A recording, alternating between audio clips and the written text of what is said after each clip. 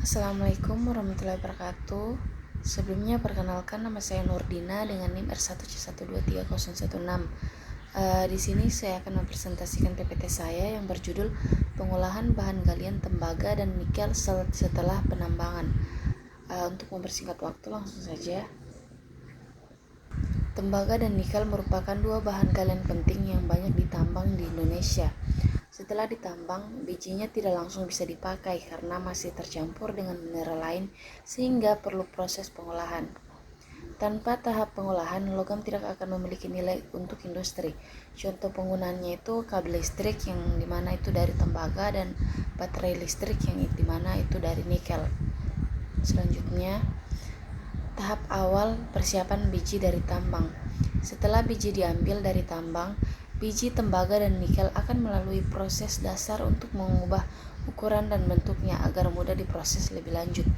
Tahap awal itu yang pertama penghancuran batuan, kemudian kedua penggilingan menjadi serbuk, dan ketiga itu pengayakan ukuran biji. Tujuannya agar mineral logam terlepas dari batuan pengikat. Pengolahan tembaga. Tembaga umumnya diolah dengan metode flotasi, yaitu proses pengapungan mineral tembaga dengan bahan kimia sehingga terpisah dari mineral lain dalam bentuk konsentrat. Setelah itu, tembaga dilebur hingga menghasilkan logam cair. Urutan singkat tembaga itu dari flotasi, peleburan, dan tembaga blister.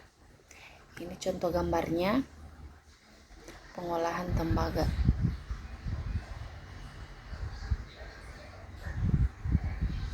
Kemudian pengolahan nikel.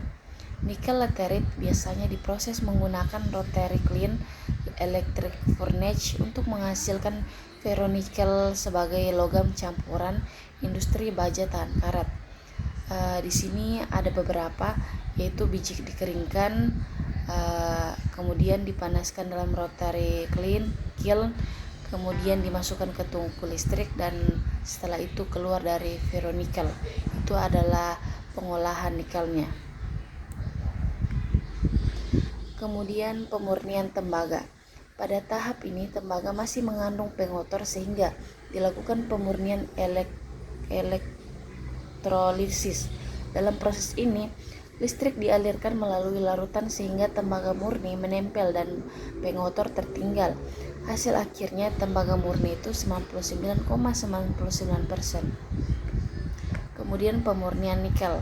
Untuk nikel, pemurnian ini dilakukan menggunakan metode HPAL. Biji ditekan dengan suhu dan tekanan tinggi menggunakan asam untuk menghasilkan nikel sulfat yang digunakan pada industri baterai, produk industri, baterai kendaraan listrik, dan stainless steel.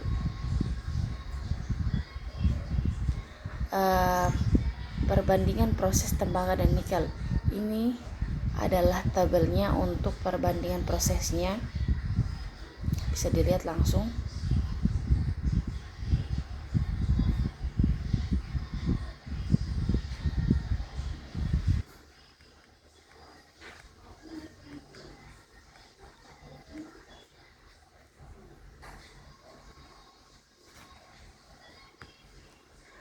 Ini tabel berikut ini menunjukkan perbedaan utama antara proses pengolahan tembaga dan nikel, mulai dari tahapan pengolahan hingga kegunaan akhirnya di bidang industri. Baik, selanjutnya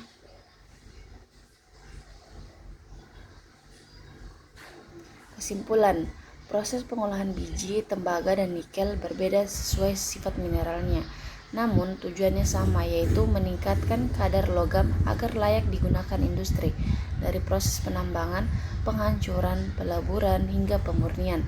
Setiap tahap menambah nilai ekonomi dari bahan galian tersebut. Logam ini menjadi bagian penting perkembangan teknologi modern. Baik, itu saja pemaparan presentasi saya.